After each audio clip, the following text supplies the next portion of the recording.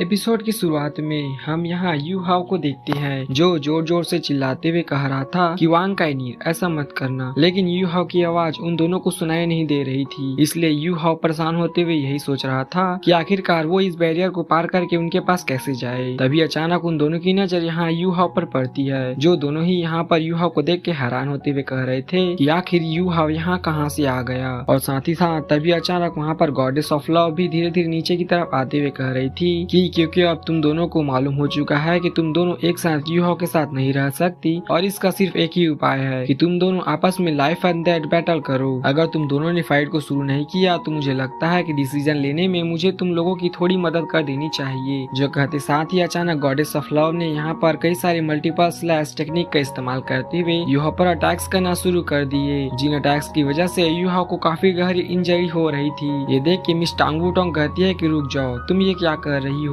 तुम you have को चोट कैसे पहुंचा सकती हो। जिस पर गॉडेस ऑफ लव जवाब देते हुए कहती है कि मैं तुम दोनों का काम आसान कर रही हूँ, तुम दोनों ही एक दूसरे की जान लोगी, तुम दोनों में से जो भी सर्वाइव करेगा उसे मौका मिलेगा यू हाव के साथ जिंदा रहने का। यह सुन के मिस वांग काइनीर और टांग वूटोंग दोनों ही काफी ज्यादा गुस्सा हो जाते हैं, लेकिन दूसरी तरफ गॉडेस ऑफ लव इन दोनों को मैनिपुलेट करते हुए कह रही थी क्योंकि अब यू हाव की जान खतरे में है तो तुम लोगों को जल्दी फैसला करना होगा, क्योंकि यू हाव के पास सिर्फ 10 सेकेंड है। 10 सेकेंड के अंदर अगर तुम लोगों ने डिसीजन नहीं लिया तो यू हाव मर जाएगा। ये सब कहते हुए हम देखते हैं कि गॉडेस ऑफ लव धीरे धीरे यू हाव के पास आने लगती है। हमें जानने को मिलता है कि गॉडेस ऑफ लव असल में कितनी ज्यादा इविल है। यहाँ इविल गॉडेस ऑफ लव जैसे जैसे यू हाव की तरफ बढ़ती जा रही थी वो साथ ही साथ कह रही थी 3, 2, 1 लगता है यू हाव तुम्हारा टाइम पूरा हुआ। जो कहते ही इविल गॉडेस ऑफ लव यहाँ पर एक बहुत ही डेंजरस अटैक रेडी करते हुए यू हाव की जान लेने ही वाली थी, मगर तभी अचानक मिस टांग वूटोंग और वांग काइनीर चिल्लाते हुए कहती है कि प्लीज रुक जाओ। इन दोनों को समझ आ चुका था कि अब इनके पास कोई दूसरा रास्ता नहीं बचा, इसलिए वांग काइनीर मिस टांग वूटोंग से सवाल करते हुए कहती है कि क्या तुमने डिसाइड कर लिया, क्योंकि मैं फैसला कर चुकी हूँ। जो सुनकर मिस टांग वूटोंग भी वांग काइनीर से लाइफ एंड डेथ बैटल के लिए तैयार हो जाती है। यहाँ पर यू हाव इन दोनों को फाइट के लिए तैयार होता हुआ देख के चिल्लाते हुए कहता है कि तुम दोनों ऐसा मत करो, यह इवल गॉडेस ऑफ लव की एक चाल है, वो तुम दोनों को जानबूझ के यह करवाना चाहती है, इसका अंजाम बिल्कुल भी अच्छा नहीं होगा। लेकिन बैरियर की वजह से मिस टांग वूटोंग और वांग काइनीर को यू हाव की आवाज नहीं आ रही थी, इसलिए हम देखते हैं कि अचानक से वो दोनों अपनी पावर्स अनलीज करते हैं, जहाँ पर हम देखते हैं कि मिस टांग वूटोंग अपने गॉडेस ऑफ बटरफ्लाई की पावर एक्टिवेट करने लगती है, जबकि दूसरी तरफ वांग काइनीर अपने गोल्डन ड्रैगन को बाहर निकाल चुकी थी। अब ये दोनों अचानक से हवा में जंप करते हुए एक दूसरे से फाइट करने के लिए तैयार हो जाते हैं, जहाँ पर पहला अटैक चलने के लिए हम देखते हैं कि अचानक से मिस टांग वूटोंग ने अपने हाउटियन हैमर को भी बाहर की तरफ निकाल लिया था और वो इसका इस्तेमाल करते हुए वांग काइनीर पर हमला करने लगती है। दूसरी तरफ वांग काइनीर भी हाउटियन हैमर का मुकाबला अपने गोल्डन ड्रैगन स्पीयर से करती है, जहाँ पर हम देखते हैं कि एक तेज फाइट के दौरान ही अचानक मिस वांग काइनीर ने अपने गोल्डन स्पीयर को यहाँ मिस टांग वूटोंग के कंधे में घुसा दिया, लेकिन वो इससे खुश नहीं दिखाई दे रही थी। वो मिस टांग वूटोंग से कहते हैं कि तुम इस अटैक को ब्लॉक कर सकती थी, तुमने ऐसा नहीं किया। जिस पर मिस टांग वूटोंग जवाब देते हुए कहती है कि हाँ, तुमने बिल्कुल सही कहा, यह अटैक मैंने अपने प्यार के लिए खुद के कंधे पर खाया है, ताकि मुझे फाइट के दौरान एहसास हो सके कि मैं इस फाइट को क्यों लड़ रही हूँ। अब मैं बिल्कुल भी होल्ड बैक नहीं करूंगी। यह कहती ही एक बार फिर से मिस टांग वूटोंग ने अपने बटरफ्लाई विंग्स एक्टिवेट कर लिए थे। दूसरी तरफ वांग काइनीर ने भी अपनी एनर्जी अनलीज करते हुए कहती है कि बहुत अच्छा, मैं भी यही चाहती हूँ, तुम भी इस फाइट में पूरी जान लगा दो, क्योंकि मैं किसी भी कीमत में यू हाव को नहीं हारने वाली।